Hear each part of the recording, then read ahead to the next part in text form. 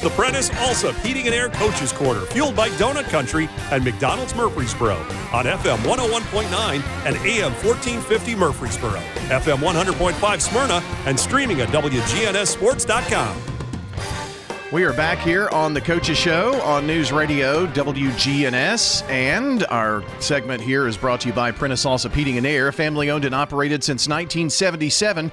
Get the best service with Prentice Allsup Heating and Air online at PrenticeAllsup.com. Our attention turns now to the Smyrna Bulldogs. It just happens to be that we just talked to Will Kreisky of Riverdale. Now we have Smyrna coach Matt Williams. It's really no coincidence. It's been this way since 1993, these two segments. And a coach who's been here with us probably more years than not now is Matt Williams. Good morning, Coach. Morning, Brian. It's good to have you here with us this morning. Going to talk about the game, obviously, but last night, it's almost like everybody who walked into that stadium from Riverdale side to Smyrna side that maybe has not seen what has gone on there between last season and this season. It's like they had to pick their jaws up off the floor. That new facility sure is a sparkling gem on the campus now. Yeah, I mean, it's beyond words and just a blessing. And, SRM, what they've done for our not just our football program, but for our school and our communities. You can't hardly put words to it, but we're very humbled by it and very thankful. And, we don't take it for granted, but it's obviously a beautiful facility. And, we got moved in our new locker room on Wednesday, and that's been really nice. And, of course, the weight room facility is, second to none. So, true blessing. It's a vision. I've been trying to improve our facilities probably since 2012, and Dal Smith has been a big part of that, and partnering with me on those visions, and so we're just blessed that it finally came to fruition, and obviously SRM Concrete, they were the catalyst behind that, so just very thankful. Sure, absolutely. And Dr. Sutherland was on right before school started on one of our other shows, and she was talking about all the things that are going on campus and the new addition, which looks like sometime this fall between Halloween and Thanksgiving is going to open for more kids on, more actual new classroom space.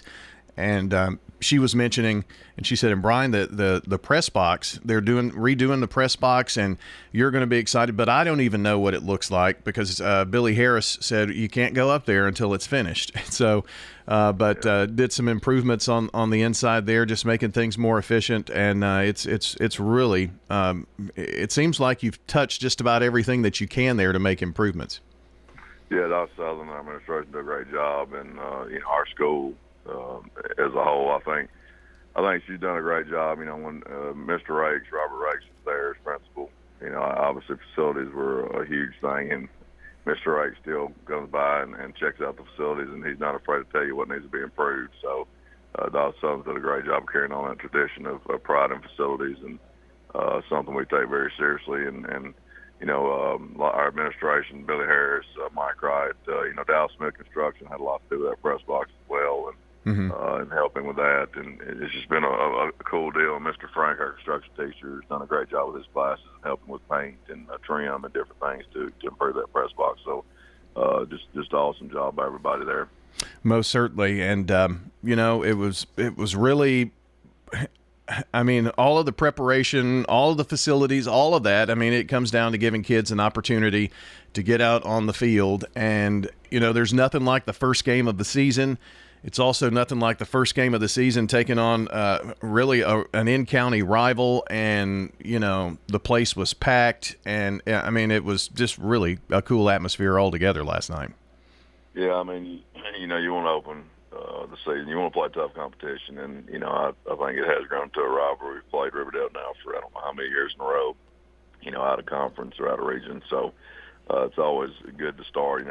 We got battle tested last night, no question. They've got a good football team. I think we've got a good football team, and I think it's just the word I would use is frustrated, because I think we felt like we had that game in hand, and to Riverdale's credit, I'm not going to just sit here and talk about how we messed it up. Riverdale made the plays in the last 9 minutes or so of the ball game that made the difference, so hats off to them. Well, it was a very interesting game. it seemed hard to get into a little bit of a flow, and then there were penalties and things that happened. It just was kind of like a slowly churning game for a while, and then you get to halftime and everything kind of picks up in the second half. So maybe that's just first game, out in the season, kind of a slow start for both sides. Yeah, there was some silly stuff. I think sometimes our focus on as far as, the refs do a great job. I think a lot of pressure is put on them by the people higher up about knees being covered, the way jerseys are, things that, sometimes I get a little frustrated with. But it was a weird start last night and a weird flow. And I think part of it had to do with the penalties, and part of it, both teams got a really good – I think both teams have pretty good defenses, and so it was hard for the offenses to get in the offensive flow. So sort of a messy game, I guess you'd say, for the first half, being 0-0. And I feel like we did some good things. Bottom line for us is we lost the game because of penalties and poor special teams play, and we've got to do a better job in the special teams game. That's on me. When we lose, it's my fault. So I didn't do a good enough job coaching our kickoff team, and we had an error on the punt team and things that I know those kids are going to correct. They're great kids that work hard, and I know they felt bad about some of the mistakes made last night, but they're things to do. The positive is they're all correctable. Yeah. Well, Matt, one of those resulted in a safety, and then this was to start or in the second half. So Riverdale takes a 2-0 lead, then they score, and it's 9-0. And if you were just thinking, well, based on what's happened the first 2 quarters and a third, this would it be enough? And your guys found a way to dig deep to climb back in that game, not once, but really twice. Yeah, I was proud of our kids' resilience there. I thought we did battle back. I was proud. The positives are I think we answered in moments where we had to against a really good defense. I think our quarterback, Britton Judkins, I felt like he grew last night, and that was positive. That was a really good thing to see because, to be honest with you, we didn't really know. We got a mixed bag from all of our quarterbacks in the preseason scrimmages, so I thought he made some good throws and showed a lot of poise last night, so that was a positive. But I am proud of how we answered. I just don't like how we finished. To me, it was, they answered. Again, to their credit, they made plays when they had to. We made some coverage busts that hurt us a little bit there. They made it 17-14. And to me, you can handle nobody likes losing, especially me. Y'all know that. I hate it, and especially Riverdale. And at the end there, I felt like, it should have ended 17-14. It was going to end anyway because there's 50 seconds left. We let them pop a run there to make it 24-14. So that was frustrating, and I talked to our team about finishing and pride, and you don't want to ever have a moment where you don't, not that we gave up, we didn't, but you don't want to ever have a moment where you stop playing to your full ability, and I felt like we did that a little bit at the end. That's something we're going to have to fix. It's one of those scores too where the numbers really don't indicate how close things were. It wasn't a 10-point ball game. If anything, it was just a 3-point ball game, and the fact that it wasn't decided until the latter moments was a huge part in that.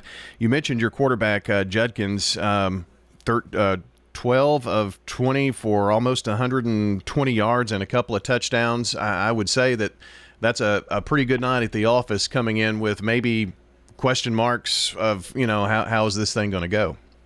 Yeah, I thought he really matured and grew last night. On a big stage, too, it's not like you're playing just anybody. You're playing a team, I think.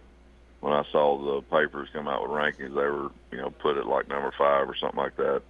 And so I thought he did some good things. I thought Tyreek McCarver made some big plays for us. The receiver had over 100 yards receiving and a couple touchdowns. So he's a special player for sure. And, I thought at times, we did a good job up front at O-line. We had some issues at times too, but they're not easy to block. I mean, they got a good defense. We've got a good defense. I felt like, and Will and I talked before the game, I did feel like it was a fairly evenly matched game. And I told our team it was going to come down to special teams who made the least amount of mistakes. And unfortunately for us, we didn't do a very good job in either of those categories. So, again, like I said, it's on me. We're going to get back to the drawing board. And tomorrow when we meet at 11 a.m., we'll have some answers. And, we don't get any breaks. You got a tough Rockville team. We got another tough one on the road. So we ain't got time to feel sorry for ourselves.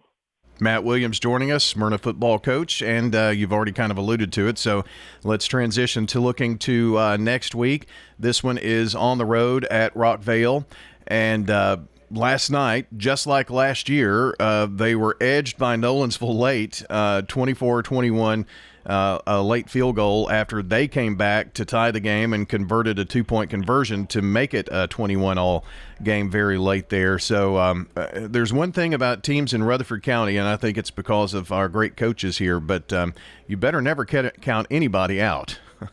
No, Coach Guthrie and his staff do a great job, and I haven't gotten into that game very much. Don't know a lot about it, but just saw that they were barely beaten, and Knowles has got a good program. But there's no doubt we're going to have a great preparation. They do a lot of things, just historically that are hard to prepare for. So we're going to have a great week of preparation and really lock in on what we've got to do. We got to get back on the winning side of things, and we don't. Our schedule's tough, so yeah.